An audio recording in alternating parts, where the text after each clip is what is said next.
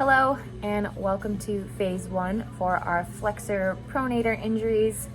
The goal for this first phase is to focus on strengthening without actually moving it through its range of motion.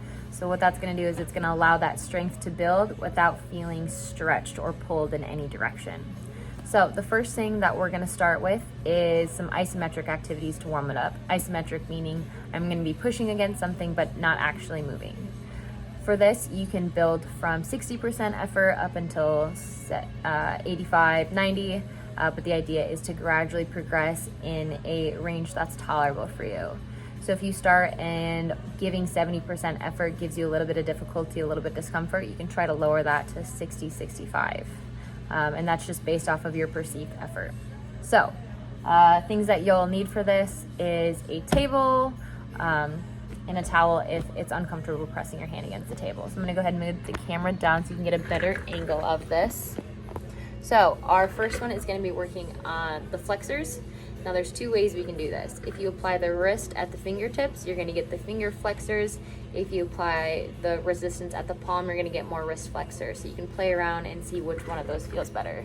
But I'm gonna come under the table, and since we're dealing with probably more of the wrist flexors, I'm gonna go at the base of my hand, and all I'm gonna do is try to pull my hand up against the table, not necessarily my bicep, but just my wrist. So I'm gonna place that hand under, and I'm gonna try to pull that wrist towards my elbow. I'm gonna hold it for a 5 count. And relax. Rest for 10, and then go again. Right now I'm probably pushing around 70%. I can feel a nice activation of the inside of my arm and a little bit on the top. So I'm gonna repeat that with 5 to 10 seconds holds with 10 seconds rest in between 5 times. The next one we're gonna do is we're gonna work on more of the radial flexors. So I can take a towel and place it over my hand if I don't like the way that the table cuts into it.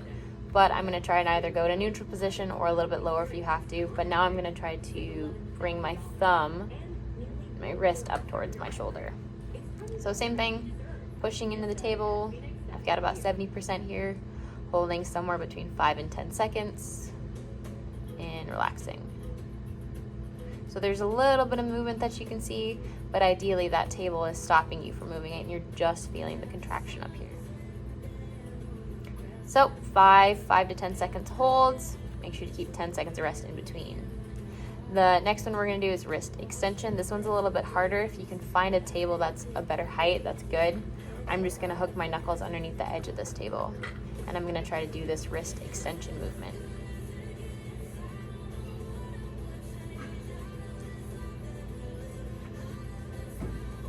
These muscles probably aren't going to feel as strong as the other two, but that's okay. You're still working at whatever 50, 60, 70% of what you can give here. So holding for 5 to 10 seconds, repeat 5 times. Last one we're gonna do is gonna be resisting this movement, so I can go on top of the table and try to dig my pinky into it.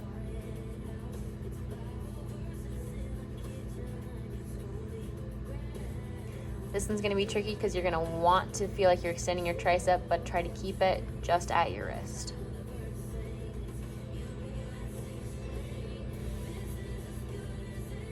Again, movements are flexion, radial deviation, extension, and ulnar deviation. So try to resist all 3 of those movements.